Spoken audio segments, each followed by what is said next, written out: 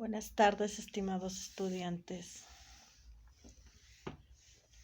Esperamos algunos minutitos en lo que se van conectando algunos de ustedes.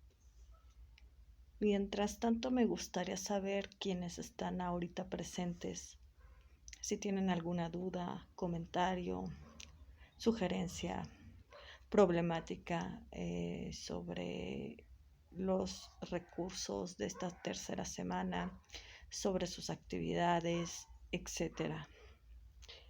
Recuerden que me lo pueden hacer saber ya sea en la mensajería de la plataforma, en los mensajes de esta sesión o en el foro aprendiendo más adelante. Les daré lectura o también pueden hacer uso del micrófono como gusten. Ahí están disponibles esos recursos.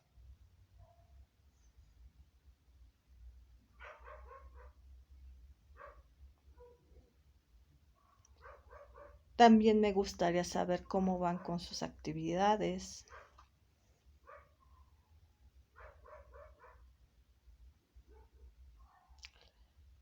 Para quienes ya realizaron desde el día lunes, recuerden que se tienen 72 horas para hacer evaluadas sus actividades. Entonces las del día lunes y martes ya deben de estar evaluadas.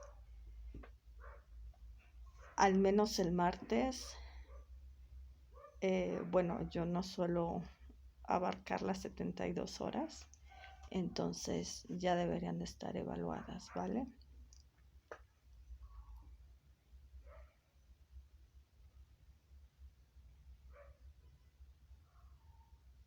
En cuanto a sus actividades de segunda semana, recuerden que se tiene hasta el día de hoy para ser evaluadas.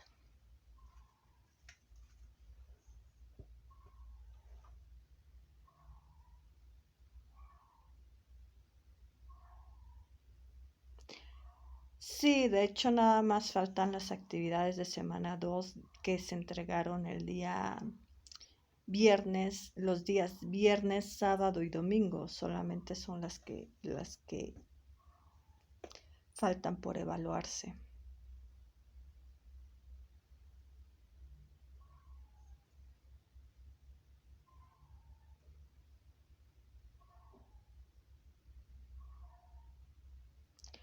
Bueno, espero que se haya dado un repaso de la primera semana y de la segunda semana, ya que recuerden que esto de alguna manera se relaciona con lo que vamos a ver en esta tercera semana, que principalmente abarca desafíos y las medidas o las posibles soluciones que se dieron frente a esos desafíos. ¿Ok?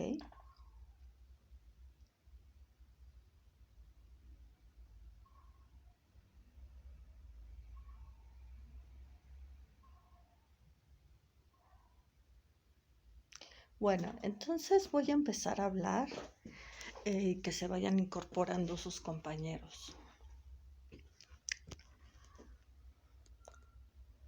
Aquí, la parte de desafíos que abarca justamente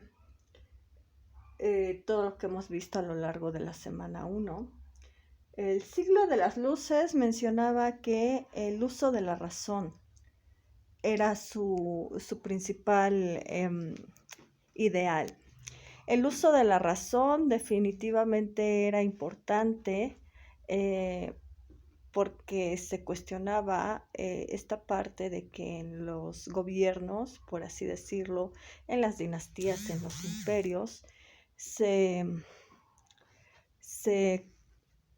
de alguna manera los que estaban en el poder se colocaran por un poder divino, etcétera, y esto se empezaba a cuestionar, se empezaba a replantear de cómo es posible que se coloque a alguien en el poder por un Dios supremo, por una divinidad, etc. Se empezaba esto a cuestionar, por eso se dividía incluso esta parte de la razón con la cuestión religiosa. También, de alguna manera, este uso de la razón, hay un dato importante para quienes quieran seguir estudiando una carrera. Ya sea ingeniería, ya sea licenciatura, etc. Se menciona esta parte del uso del método científico. Este método científico va relacionado con el uso de la razón.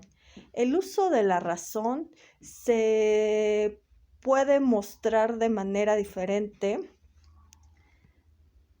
en países como Francia e Inglaterra, contrapuestos con el uso de la razón de países como Alemania, Italia o incluso la Unión Soviética. Y los motivos se van a ver reflejados justamente en la Primera Guerra Mundial y en la Revolución Industrial. Retomemos esta parte. ¿Cómo se relaciona el uso de la razón con la Revolución Industrial? ¿Alguien me lo puede explicar?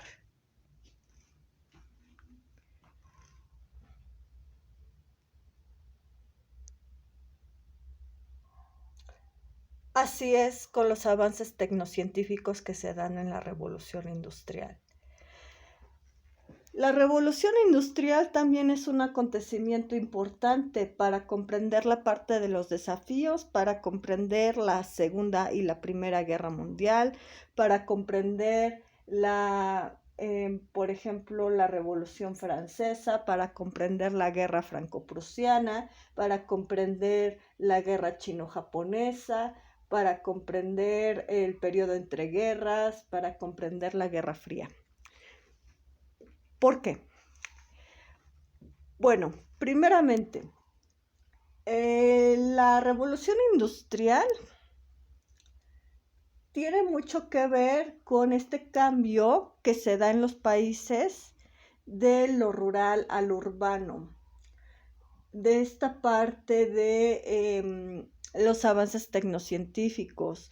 Recuerden que anteriormente no se trabajaba en fábricas, sino se mantenían mediante oficios que se pasaban de generación en generación. Por ejemplo, si uno era carpintero, los padres debieron de haber sido carpinteros, los hijos tienen que ser carpinteros, etc.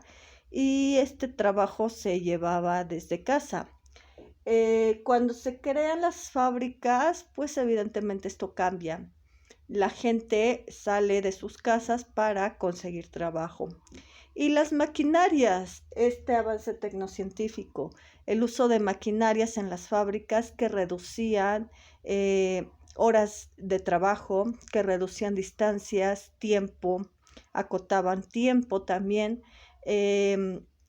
y requería cierto expansionismo en el aspecto del mercado, en el aspecto de tener que buscar en otros territorios, no nada más conseguir que se comprara o se vendieran productos del mercado, sino también ver la manera en la cual adueñarse de productos que pudieran ser útiles para este expansionismo del mercado, como por ejemplo petróleo, por ejemplo piedras preciosas, minerales, ahorita por ejemplo el agua, la gasolina, el gas, el acero, etcétera, etcétera. Esto es lo que se refiere con expansionismo. No pierdan de vista esto desde el siglo de las luces, del uso de la razón y de la revolución industrial, el cambio de lo rural a lo urbano, el expansionismo y los avances tecnocientíficos. ¿En qué países se dan estos cambios principalmente? ¿En qué países empieza el siglo de las luces o de la ilustración y la revolución industrial?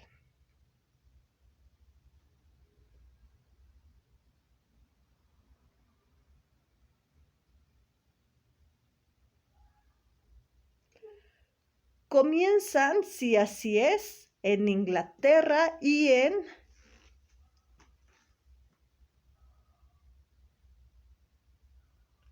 en Francia, sí. ¿Por qué es importante considerarlo? Porque justamente por eso cómo entienden el razonamiento, la palabra uso de la razón, la razón como tal, el racionalismo no es lo mismo en Francia y en Inglaterra que se dan estos acontecimientos en estos países, como el siglo de las luces y la revolución industrial, comparados con países como Rusia, Alemania e Italia, que recuerden que estos acontecimientos de la revolución industrial del siglo de las luces se dan de manera tardía en estos países de Alemania, de Italia, de Rusia. Se dan de manera tardía. Entonces no es lo mismo cómo interpretan la razón, el uso de la razón en Francia e Inglaterra, que hablan de leyes, de métodos científicos, de la observación, de verificar, de comprobar datos, etcétera, comparados con Alemania, Italia y, por ejemplo, la Unión Soviética. No es el mismo.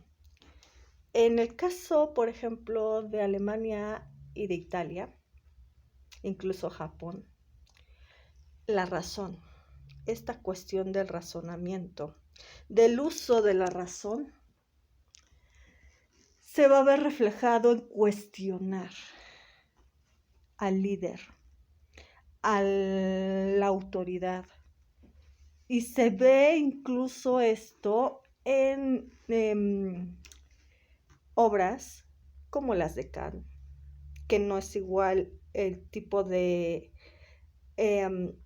concepto de razón que, por ejemplo, en Descartes o en Descartes. En francés es Descartes. No va a ser igual. Descartes habla de un método. Se basa en la comprobación de lo que observa. Tiene que ser observado, verificable, comprobable lo que estoy explicando. En el caso de Kant, no.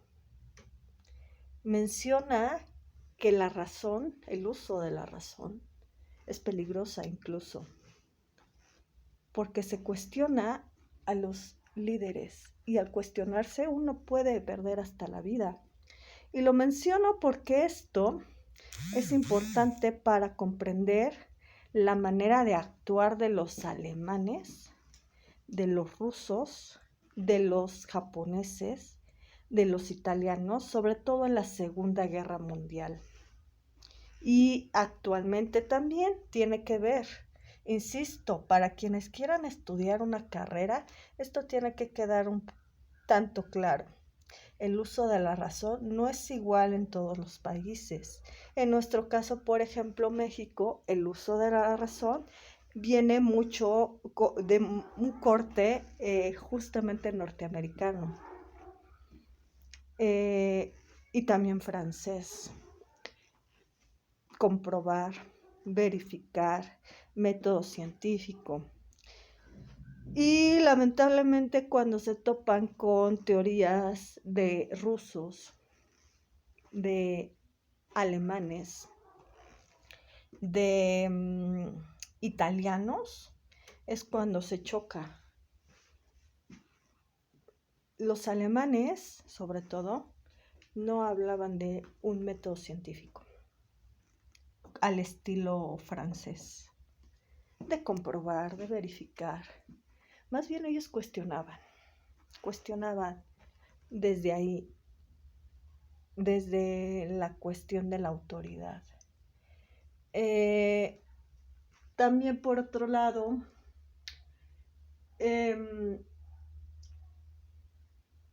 es necesario considerar esta parte del siglo de las luces, de la revolución industrial, porque justamente se presentan en países como Inglaterra y Francia, y esto del uso de la razón, del proceso de lo rural a lo urbano, del expansionismo, de los avances tecnocientíficos, son las bases que van a dar para la Revolución Francesa, por ejemplo, que se da en 1789. Hay una gran diferencia entre, por ejemplo, la Revolución Francesa, la Revolución Mexicana y la Revolución Rusa. Se dan de manera tardía la Revolución Mexicana, por ejemplo, la Revolución Rusa, que se dan justamente en este periodo de la Primera Guerra Mundial. Recuerden que la Revolución Mexicana, por ejemplo, se da en 1910. Antes de la Primera Guerra Mundial, pero termina durante la Primera Guerra Mundial. En el caso de Rusia, recuerden que la Revolución Rusa se da un año antes de terminada la Primera Guerra Mundial, que es en 1917. Entonces, hay una gran diferencia. Se ve que estos procesos, desde ahí, se dan de manera tardía en otros países como Rusia, como Alemania, como Italia, como México incluso, etc. La Revolución Francesa. ¿Qué nos trae la Revolución Francesa? Nos trae ideales como la fraternidad, la igualdad y la libertad. Esos son sus ideales que manejan en la Revolución Francesa, que evidentemente tienen que ver con esta cuestión de las consecuencias que deja justamente el siglo de las luces y de la Revolución Industrial. Ojo aquí, recuerden que el uso de la razón para países como Francia, Inglaterra y los avances tecnocientíficos también tienen esta idea, esta opinión de que los avances tecnocientíficos y el uso de la razón son para mejorar la calidad de vida de las personas, las condiciones de las personas. Cosa diferente en el caso de Alemania, Italia, Japón, por ejemplo, incluso México e Italia. ¿Por qué? Porque estos avances tecnocientíficos, este uso de la razón, no les sirvió en la Primera Guerra Mundial para mejorar calidad de vida de su población. Al contrario, Japón, por ejemplo, en la Segunda Guerra Mundial, cuando se dan estos avances tecnocientíficos dentro de su país, Japón, cuando se da esta cuestión del uso de la razón, es cuando es bombardeado Hiroshima y Nagasaki. Se da este proceso de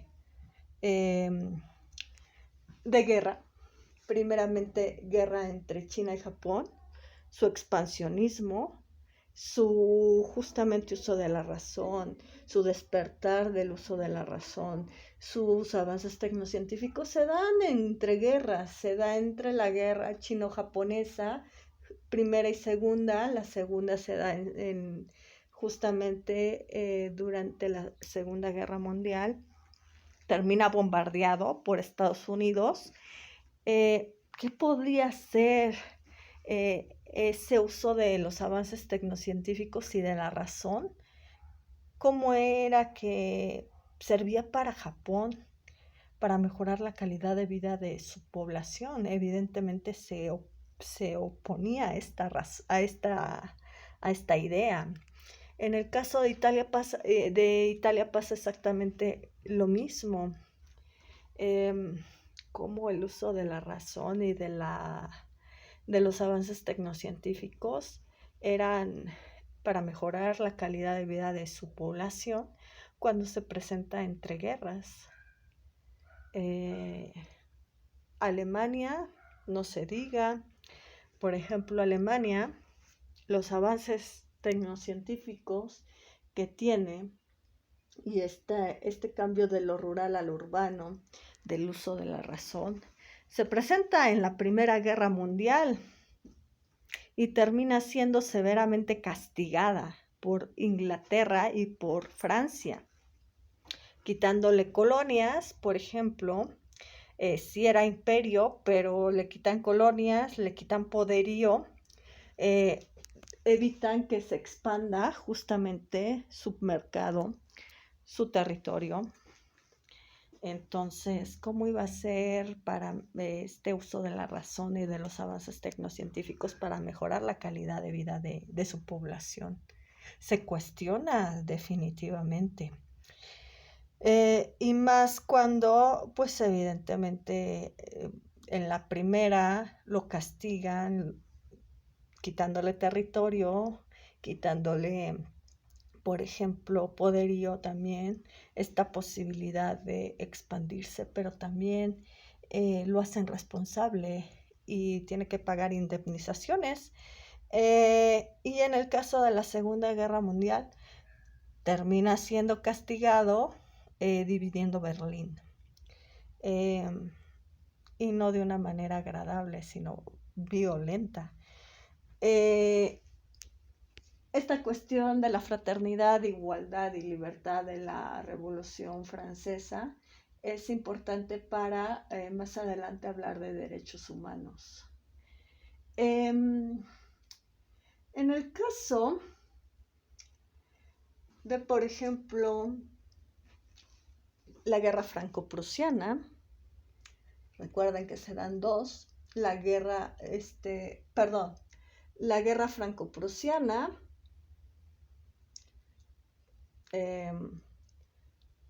aquí muestra problemas ya de entrada entre Francia y Alemania. Es la clave importante para considerar en la Primera y la Segunda Guerra Mundial. La guerra franco-prusiana de 1870 y 1871 da el triunfo a Prusia, es decir, a Alemania, y es importante considerar este triunfo porque muestra la importancia de unificar el antiguo imperio austrohúngaro. El imperio austrohúngaro, esta idea de unificación del imperio, se da con personajes como Otto von Bismarck, que de hecho está en el Primero y Segundo Reich, y que comprendiendo esta parte del proceso que está viviendo Alemania con el Reich justamente, y con este personaje de Otto Bismarck, se comprendería las intenciones de Adolf Hitler en la Segunda Guerra Mundial, que de hecho le compra esta idea a Otto Bismarck de unificar el imperio, y también con Hitler se da el Tercer Reich. También en el caso de este conflicto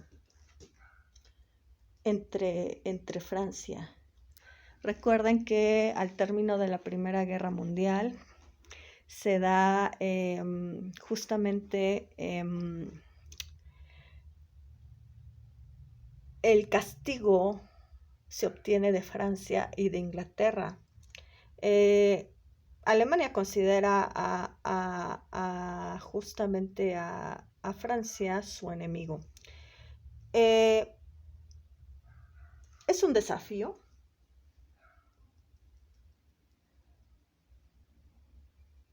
¿Por qué?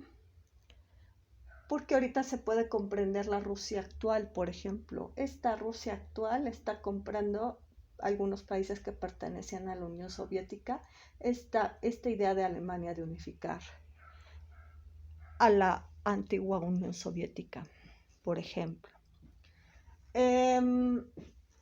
La guerra chino-japonesa que se dan dos en 1894 y en 1895, antes de la Primera Guerra Mundial, y la Segunda Guerra entre China y Japón se da en 1937 y 1945 durante la Segunda Guerra Mundial. De hecho, se junta con la Segunda Guerra Mundial ya después, y trae desafíos como, por ejemplo, que aquí en Asia siguen existiendo dinastías, pero también se da el nacimiento de un imperio. Los imperios, recuerden que al término de la Primera Guerra Mundial desaparecen el Imperio Austrohúngaro, el Imperio Otomano, el Imperio Alemano, Prusia, el Imperio Ruso. Y aquí apenas justamente en la Primera Guerra Chino-Japonesa, que es antes de la Primera Guerra Mundial, empieza el nacimiento del imperio japonés, y en la Segunda Guerra entre China y Japón, este imperio se empieza a expandir. Tiene esta idea justamente también de unificación del antiguo imperio. ¿Cuál imperio? En el caso de Alemania es el Imperio Austrohúngaro. En el caso de Japón es el Imperio Otomano.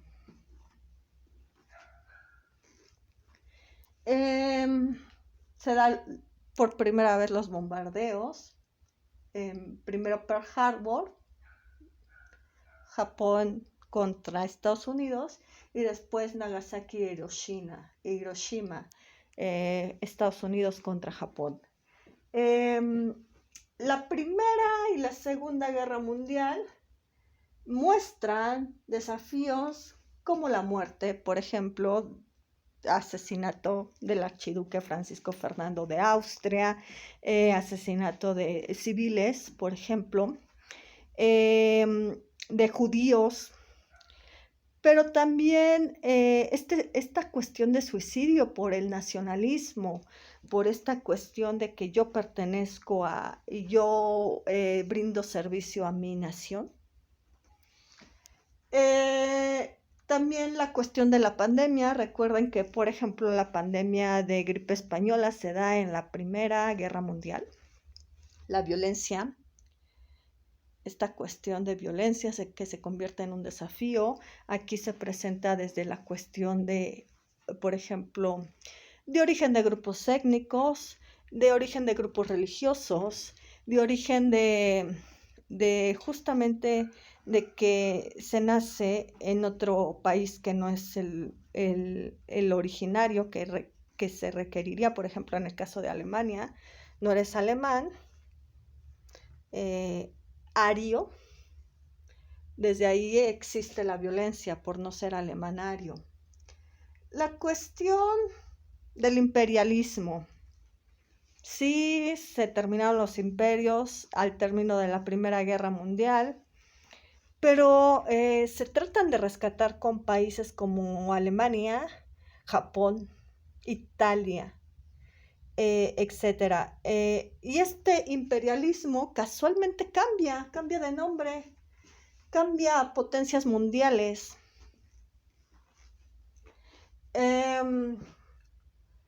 La Primera Guerra, el periodo entre guerras, por ejemplo, el periodo entre guerras trae crisis, depresión, no nada más económicas, sino también sociales, de la persona misma, que cae en depresión por justamente estos cambios que se están presentando tras el término de una Primera Guerra Mundial y el inicio de otra.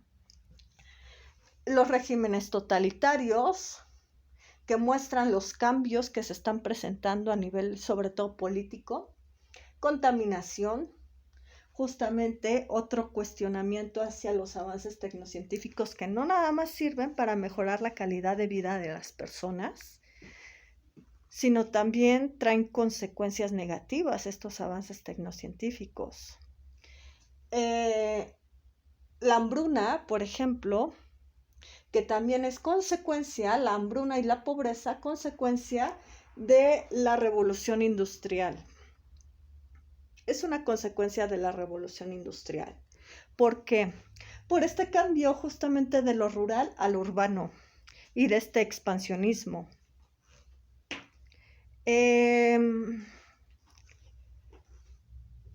Y bueno, la Guerra Fría de 1947 a 1991, ¿qué muestra? Pues muestra cambios políticos, religiosos, culturales, económicos, y justamente este cambio que mencionaba de los imperios a las potencias mundiales. También se junta con este proceso de descolonización de países que justamente son economías emergentes o son tercermundistas. Y muestra estos cambios que hoy en día incluso se están presentando.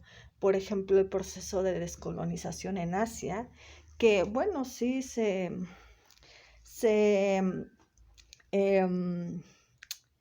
de alguna manera se deshicieron aparentemente, de gobiernos extranjeros, esta cuestión del imperialismo, pero mostraron justamente conflictos internos que aprovecharon las potencias mundiales, sobre todo en la Guerra Fría, potencias mundiales como la Unión Soviética y Estados Unidos. Este imperialismo cambia a ser otra cosa, que es potencias mundiales, que en realidad pues no desapareció del todo esta cuestión del imperialismo, más bien cambió de características y de elementos. Y que se muestra como desafío, ¿por qué? Porque hoy en día se siguen presentando conflictos, por ejemplo, en el caso de Asia, entre Palestina, Israel, Pakistán, Irán e Irak. Se muestran conflictos internos y que de hecho aprovechan estas potencias mundiales.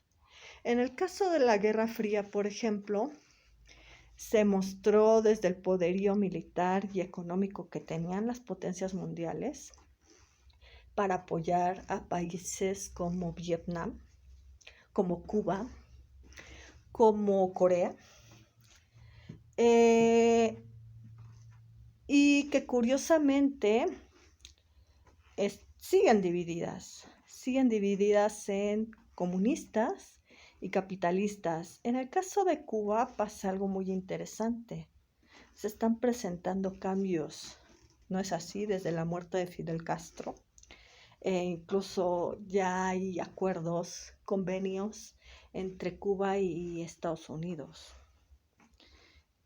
Pero, bueno, tuvieron una guerra, por ejemplo, la guerra de Guantánamo, en donde la Unión Soviética, con su poderío económico y militar, apoyó a Cuba. Y Cuba, pues, se consideró mucho tiempo comunista. Y bueno, este proceso de descolonización en África, por ejemplo, se muestra ahorita cambios también significativos, cambios políticos significativos en África. Y las dictaduras de América Latina, por ejemplo, ahorita se muestran cambios significativos, sangrientos, violentos, entre países como Venezuela, por ejemplo, Bolivia, etcétera. No sé si hasta aquí existe alguna duda, comentario.